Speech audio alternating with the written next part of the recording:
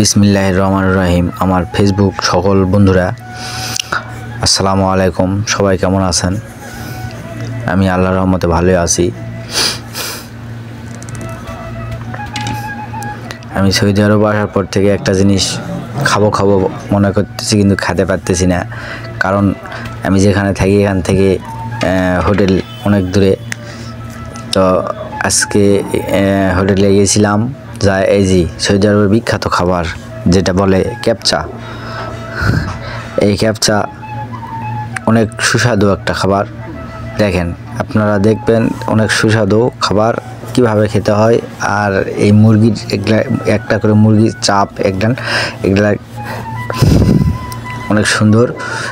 ছোট বড় সকলেই খেতে পারে, কারণ এখানে ঝাল দেওয়া নাই।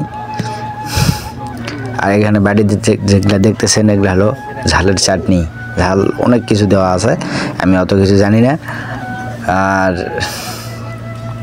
এখানে জয়তুন চাটনি আছে,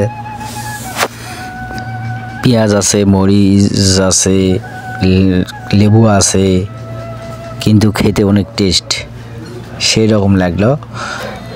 সবাই ভালো থাকবেন, আমার জন্য দোয়া করবেন, আমিও আপনাদের জন্য দোয়া করব ইনশাল্লাহ।